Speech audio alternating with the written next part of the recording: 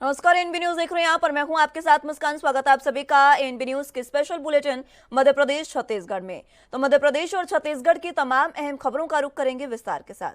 छत्तीसगढ़ में सभी वर्ग के आम नागरिकों से विधानसभावार भेंट मुलाकात पूरी होने के बाद अब मुख्यमंत्री भूपेश बघेल प्रदेश के युवाओं से संभागवार सीधे संवाद करेंगे। इस खास आयोजन के दौरान वे युवाओं से उनके मुद्दे, उपलब्धियां और आकांक्षाओं पर बात करेंगे और युवाओं के प्रश्नों का सीएम जवाब भी देंगे। सीएम ने ट्वीट कर यह कहा कि छत्तीसगढ़ में राजीव युवा मितान क्लब के गठन से युवा ऊर्जा को सकारात्मकता दिशा मिल रही है। क्लबों के माध्यम से युवा अपने अपने क्षेत्रों में रचनात्मक कार्य भी कर रहे हैं। उनके काफी उत्साह है। संभाग स्तरीय आयोजन के दौरान युवा अपने अनुभव साझा करेंगे ताकि उनके अनुभव का लाभ अन्य लोग जो है वो भी उठा सकें। इसी कार्यक्रम में मुख्यमंत्री अपनी बात रखेंगे और युवा भी अपनी बात साझा करेंगे। कार्यक्रम में सभी वर्ग के युवाओं का प्रतिनिधित्व भी होगा।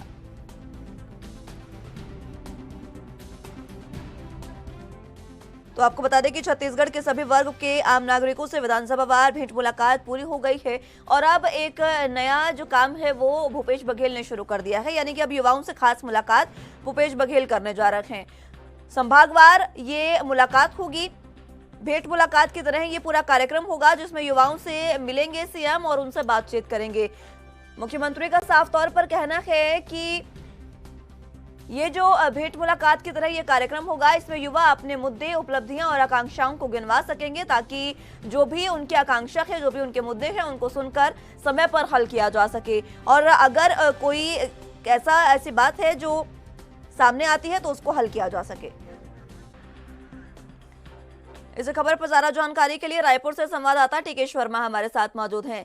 टिकेश, जिस तरीके से मुख्यमंत्री भूपेश बघेल ने अब भेंट मुलाकात का अगला जो पड़ाव है वो जाहिर कर दिया है, उन्होंने साफ कर दिया है कि अब वो युवाओं से खास मुलाकात किया करेंगे, क्या कुछ अहम जानकारी? देखिए, निश्चित तौर पर भेंट मुलाकात कार्यक्रम के जरिए वो आम लोगों से संवाद करने के बाद अब मुख्यमंत्री भूपेश बघेल प्रदेश के युवाओं से सीधा संवाद करने जा रहे हैं। बता दें कि मुख्यमंत्री भूपेश बघेल ने अपने ट्वीट के माध्यम से नवीन पहल का जिक्र करते हुए बताया कि नवा छत्तीसगढ़ की बात युवाओं के साथ, मेरे साथियों के साथ किया जाना है। विधानसभा चुनाव से पहले मुख्यमंत्री भूपेश बघेल का ये बड़ा कार्यक्रम हमको देखने मिल रहा है, जिसमें लगातार वो एक एक वर्गों से सीधा संवाद कर रहे हैं और जैसे जैसे करीब आते जा रहे हैं वैसे राजनीतिक पार्टियों की जो सक्रियता लगातार बढ़ती जा रही है। ऐसे में नेताओं का प्रयास है कि सभी वर्गों से संवाद कायम कर अपनी बात को पहुंचाया जाए।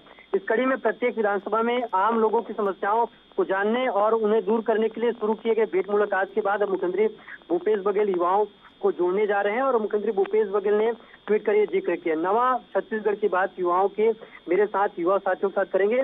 आप सब नवा छत्तीसगढ़ में आइए, इस सकारात्मक बदलाव की यात्रा के नायक हैं। भेंट मुलाकात की तरह भी अब अपने युवा साथियों के साथ मैं संवाद करने प्रत्येक संभाग में, मतलब ये साफ तौर पर ये कहा जा सकता है कि सवाल जवाब का भी सिलसिला जारी रहेगा। और मुख्यमंत्री भूपेश बघेल के रणनीतिकारों ने युवा संपर्क अभियान को संभागवार आयोजित करने का फैसला लिया। इसके तहत प्रत्येक संभाग में कार्यक्रम का आयोजन किया जाएगा। बता दें कि इसमें 11वीं 12वीं से लेकर के कॉलेज तक के छात्र छात्राओं को बुलाया जाएगा और रही बात सामाजिक क्षेत्र में युवाओं की सक्रियता भी कार्यक्रम में आमंत्रित किया जाएगा। तो निश्चित तौर पर एक संवाद रहेगा, भविष्य की योजनाओं और इच्छाओं पर चर्चा करेंगे और युवा वोटरों पर एक बड़ा वर्ग है।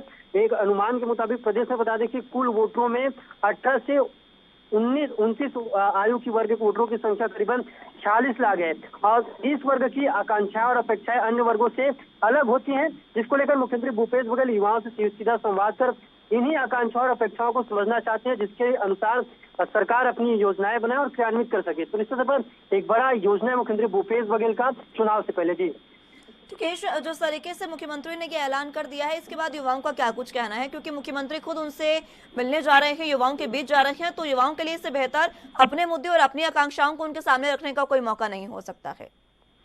जी, निश्चित तौर पर लगातार छत्तीसगढ़ में भाजपा ने युवाओं को लेकर के काफी सवाल खड़े किए थे। उन सवालों को लेकर कब मुख्यमंत्री भूपेश बघेल भेंट मुलाकात में भी युवाओं का सवालों का सामना करना पड़ा और मुख्यमंत्री भूपेश बघेल लगातार युवाओं को जो भ्रम था, यानी कि मुख्यमंत्री भूपेश बघेल लगातार ये कहते रहे कि बीजेपी भ्रम फैला रही युवाओं के बीच में, चाहे रोजगार का मुद्दा हो या बेरोजगारी भत्ता हो, तो उन तमाम विषयों पर और साथ साथ आने वाले चुनाव को लेकर के भी माफ कीजिएगा, कांग्रेस घोषणा पत्र में ये युवाओं की जो जो मन की बात है उसको रख सके। तो निश्चित तौर पर ये जो चुनाव है वो युवाओं पर ज्यादा फोकस नजर आ रहा है, क्योंकि कांग्रेस भी लगातार युवा चेहरों को लाने की बात कर रहे हैं। कांग्रेस के शीर्ष नेतृत्व भी युवा चेहरों पर दाव चल रही है, तो बीजेपी भी लगातार युवाओं पर दाव चलते हुए नजर आ रहे हैं।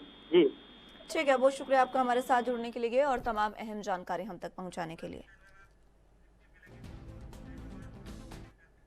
चलिए तो खबरों में आगे बढ़ते हैं। मुख्यमंत्री शिवराज सिंह चौहान ने सिंगल क्लिक के माध्यम से मुख्यमंत्री जन कल्याण सबल योजना के अंतर्गत प्रदेश के 26,150 श्रमिकों को 583 करोड़ का अंतरण किया है। इस मौके पर सीएम शिवराज ने कहा कि मेरे श्रमिक भाई बहनों, आपका जीवन सरल हो और आप भी जीवन व्यतीत करें, यही हमारा संकल्प है। आगे उन्होंने कहा कि बेटा बेटी को जन्म देने पर हम श्रमिक बहन को 16,000 की राशि देते हैं ताकि बहन आराम कर सके, उसे ठीक पोषण मिले और बच्चों का पालन पोषण भी अच्छे तरीके से हो सके।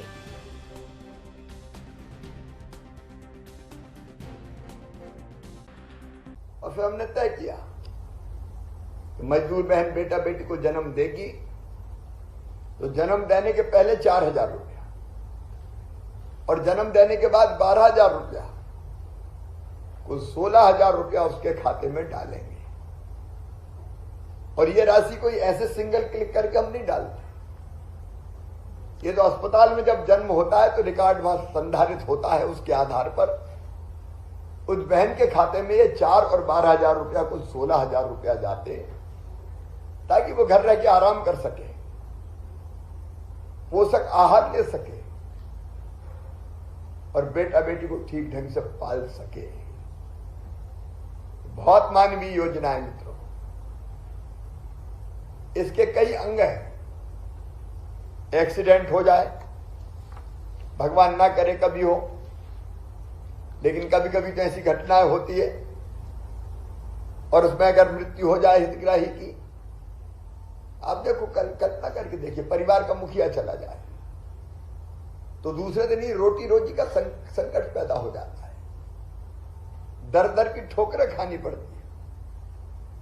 तब यह विचार मन में आया कि ऐसी स्थिति में हम अपने मजदूर भाई बहनों की मदद करें और इसलिए एक्सीडेंट में मृत्यु पे 4 लाख रुपए का प्रावधान किया और 60 साल तक सामान्य मृत्यु पर 2 लाख रुपए का प्रावधान किया ताकि मजदूर के घर का चूल्हा निरंतर जलता रहे।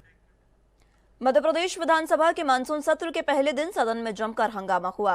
कांग्रेस ने बीजेपी पर सीधी पेशाब कांड और आदिवासियों पर अत्याचार के आरोप लगाते हुए हंगामा किया, जिसके बाद विधानसभा की कार्यवाही स्थगित हो गई है। तो वहीं कमलनाथ ने कहा कि आदिवासियों पर अत्याचार को लेकर सदन में चर्चा के लिए पेश स्थगन प्रस्ताव स्वीकार ही नहीं किया गया। बीजेपी सरकार हमसे चर्चा करने से भाग रही है। बीजेपी दबाने और छिपाने की राजनीति करती है।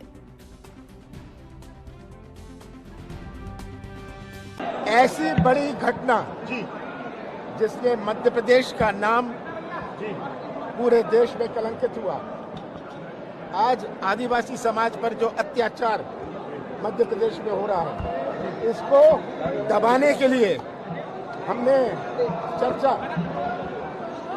की मांग करी थी। हमने स्थगन प्रस्ताव प्रस्तुत किया, स्वीकार करने को तैयार नहीं, कोई और उपाय देने को तैयार नहीं कि किस कैसे चर्चा होगी। ये दबाने और छिपाने की राजनीति हर चीज में, हर विभाग में। पर आज सबसे बड़ा मुद्दा जो है, हमारे आदिवासी भाइयों पर जो अत्याचार हो रहा है, जनजाति, अनुसूचित जनजाति पर जो अत्याचार हो रहा है, ये पूरे देश भर में सबसे अधिक है। हम केवल इसमें चर्चा चाहते हैं। मुझे समझ नहीं आता कि सरकार इसे स्वीकार क्यों नहीं कर लेती, क्योंकि जब तक उनके उच्च नेतृत्व का सहानुभूति इस पर रहेगी, इस अत्याचार पर, ये मध्य प्रदेश के विधानसभा में मानसून सत्र के पहले दिन सदन में जमकर हंगामा हुआ।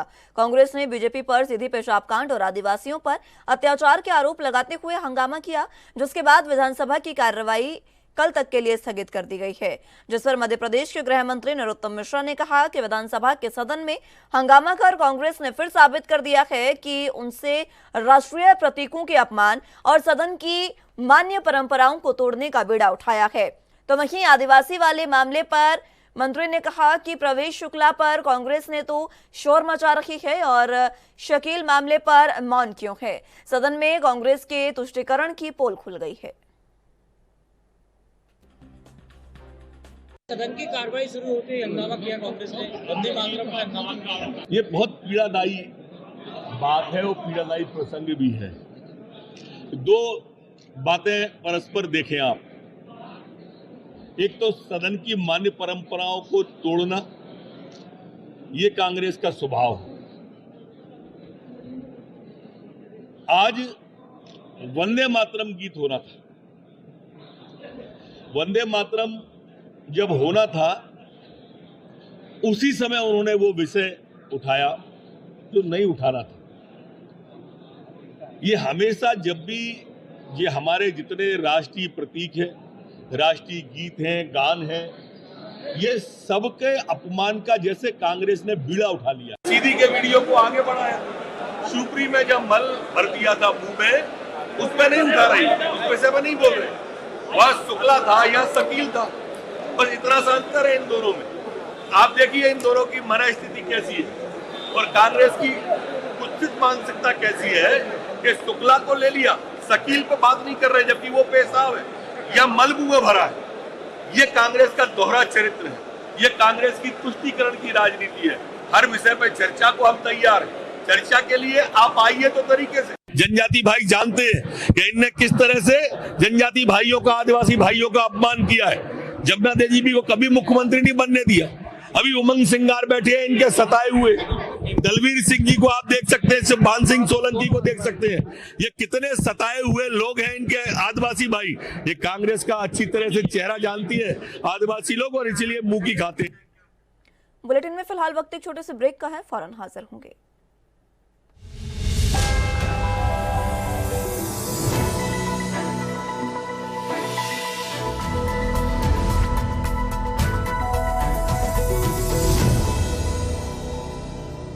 ब्रेक के बाद एक बार फिर से स्वागत है आप सभी का। तो अगली अहम खबरों की ओर रुख करते हैं। छत्तीसगढ़ विधानसभा का मानसून सत्र 18 जुलाई से 21 जुलाई तक रहने वाला है। इस सत्र में विधानसभा की सीटों में बदलाव किया जाएगा। दरअसल स्वास्थ्य मंत्री टीएस सिंहदेव के उप मुख्यमंत्री बनने के बाद उनके बैठक व्यवस्था में यह बदलाव किया जाना है। ऐसी जानकारी मिल रही है कि उप मुख्यमंत्री टीएस सिंहदेव के लिए मंत्री रविंद्र चौबे की कुर्सी को आरक्षित किया जाएगा, जबकि रविंद्र चौबे को टीएस सिंहदेव की सीट आवंटित की जाएगी। संसदीय कार्य विभाग द्वारा विधानसभा की यह बैठक व्यवस्था प्रस्तावित की गई है। तो वहीं विधानसभा के आला अधिकारियों ने बताया कि बीजेपी विधायक विद्यारतन भसीन के निधन के बाद कुछ विधायकों की बैठक व्यवस्था में भी बदलाव किया जा रहा है। साथ ही विधानसभा मानसून सत्र के अंतिम दिन उत्कृष्ट विधायकों और उत्कृष्ट पत्रकारों का भी राज्यपाल विश्वभूषण हरिचंदन के हाथों से सम्मान होगा। सत्र में वित्तीय वर्ष का पहला अनुपूरक बजट भी पेश किया जाएगा। बताया जा रहा है कि विधानसभा चुनाव से पहले होने जा रहे इस सत्र में कांग्रेस सरकार कई घोषणाएं कर सकती है और इन्हें पूरा करने के लिए राशि की मांग करेगी।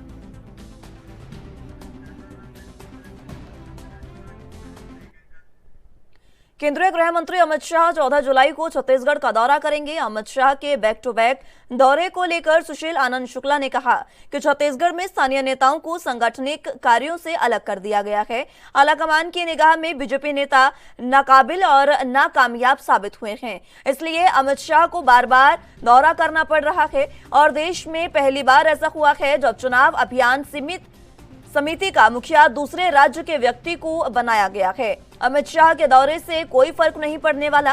अमित शाह कांग्रेस के लिए शुभंकर हैं। अमित शाह आएंगे तो पूरा भरोसा है कि इस बार बीजेपी 2.5 का आंकड़ा भी पार नहीं कर पाएगी। स्थानीय नेता कुछ कर नहीं पा रहे हैं।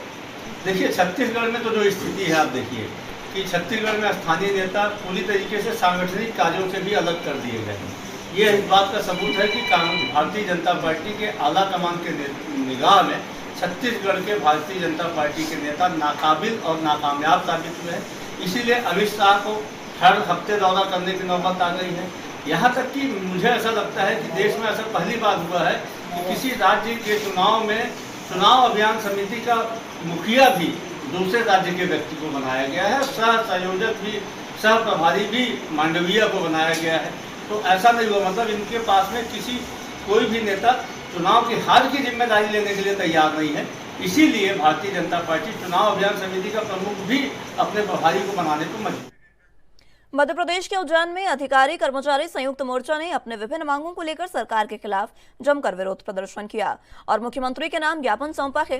प्रदर्शनकारियों ने बताया कि हम सब काफी दिनों से सरकार के सामने अपनी मांगे रख रहे हैं, लेकिन सरकार उनकी बातों पर ध्यान नहीं दे रही है।